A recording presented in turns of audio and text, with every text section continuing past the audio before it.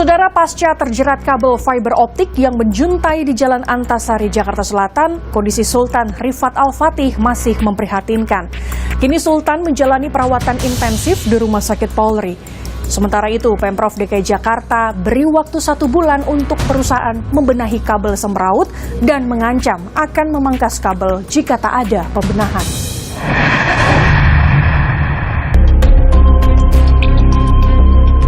Delapan bulan pasca terjerat kabel fiber optik yang menjuntai di Jalan Antasari, Jakarta Selatan 5 Januari 2023, kondisi Sultan Rifat Al-Fatih masih memprihatinkan. Sultan mengalami cedera parah di bagian leher yang membuatnya susah bicara, makan, dan minum secara normal.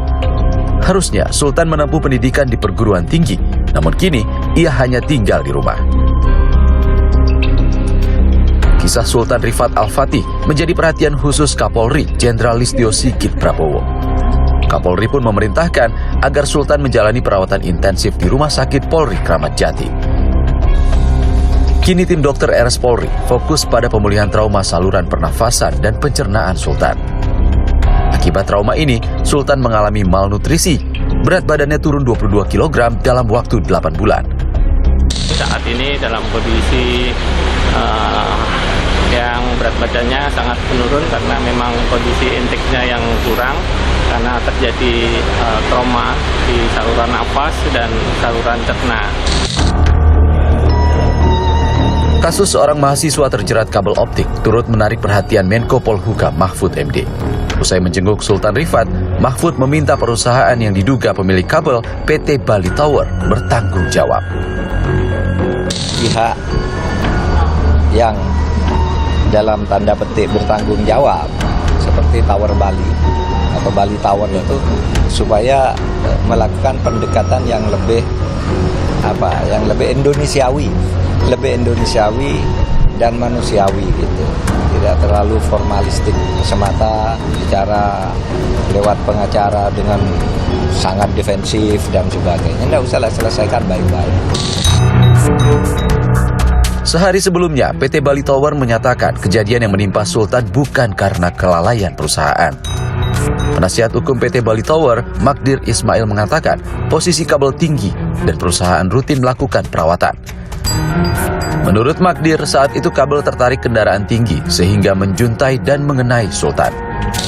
Bahwa kalau tidak ada tarikan oleh sesuatu yang berat, itu tidak mungkin ini sampai melengkung. Kenapa? Kalau tidak, apalagi faktanya, ini kabel ini cukup kuat, sehingga itu tidak putus. Ya.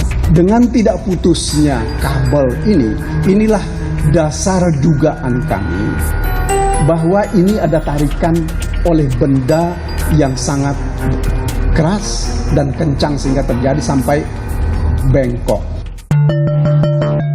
Penasihat hukum Sultan Tegar Putuhena membantah pihak keluarga meminta biaya perawatan 10 miliar rupiah. Penasihat hukum Sultan justru menyayangkan perusahaan tak berani menunjukkan rekaman 3 kamera pemantau atau CCTV di lokasi kejadian. Pertanyaan saya, kenapa dihapus? Kenapa dihilangkan? Kan beberapa hari setelah kejadian itu ada petugas yang datang. Oh, ini ada kejadian kabel menjulur, kemudian ada kecelakaan. Harusnya kan di playback dong. Peristiwa naas Sultan terjerat kabel optik berawal ketika korban dan teman-temannya melintasi Jalan Pangeran Antasari pada malam hari 5 Januari lalu.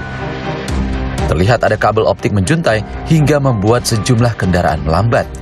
Tak dinyana, kabel menjuntai ini tersangkut ke bagian atas mobil yang melaju di depan Sultan. Alhasil, kabel terhempas dan terlontar mengenai tubuh Sultan yang tengah mengendarai sepeda motor di belakang mobil itu.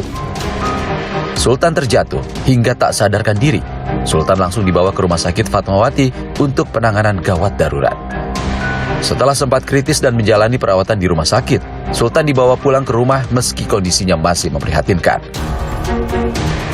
Sultan akhirnya dirujuk ke RS Cipto Mangunkusumo untuk mendapatkan penanganan lebih lanjut. Tak hanya Sultan, kabel semraut juga memakan korban hingga berujung maut. Seorang pengemudi ojek online bernama Fadim tewas akibat terjatuh menghindari kabel optik yang menjuntai di jalanan.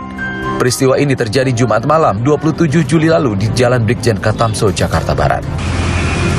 Meski sempat dirawat di RS Pelni, namun nyawa Vadim tak tertolong akibat luka pada bagian kepala. Polisi telah memeriksa 3 saksi dan akan memanggil perusahaan pemilik kabel serat optik itu. Ada sedikit kabel yang melintang, diduga untuk pengendara menghindari kabel tersebut sehingga terperosok ke kiri dan masuk ke trotoar. Kabel yang melintang itu bukan melintang dari bawah ke atas, itu agak bentuk U gitu, sehingga bisa yang dari ujung tengah itu bisa rendah, yang pinggir ini agak tinggi. Pemerintah Provinsi DKI Jakarta memberi waktu 1 bulan untuk perusahaan membenahi kabel-kabel mereka yang masih sembraut menjuntai ke jalan. Pemprov DKI mengancam akan memangkas kabel jika tak kunjung ada langkah pembenahan dari perusahaan. Dalam sebulan ini akan melakukan perbaikan, jadi seluruh kabel dikencengin, Pak. Kemudian yang di crossing ini juga nanti akan dilakukan perbaikan untuk diupayakan turun, tapi minimal itu ditarik lebih kencang. Nanti kalau sebulan lewat ternyata tidak dieksekusi, nanti baru Pemprov yang akan eksekusi. Sanksinya apa, Pak? Copot semua langsung apa? Kalau sebulan lewat, gunting. Sementara pengamat tata kota Universitas Trisakti Nirwono Yoga menyebut sejumlah ahli telah merekomendasi aturan penataan kabel di Jakarta sejak 2 dekade lalu. Namun, pemerintah lambat menanganinya. Kita juga melihat belum adanya tanggung jawab atau ketegasan dari pemerintah daerah untuk memaksa seluruh operator atau penyedia jasa kabel utilitas tadi untuk segera dipindahkan ke bawah tanah, Mas Bayu. Padahal ini sudah kurang lebih kami sudah merekomendasikan sekitar 20 tahun yang lalu untuk dalam tanda petik mempunyai payung hukum yang memaksa pihak penyedia jasa utilitas tadi untuk dipindahkan ke bawah tanah tadi, Mas Bayu. Seluruh kabel tidak boleh lagi ada di atas. Artinya per 2024 pemindahan harus dilakukan dalam tanda petik pemaksaan Karena kalau tidak ada sanksi yang tegas sampai dengan pemutusan kabel-kabel tersebut kalau tidak segera dipindahkan ke bawah tanah.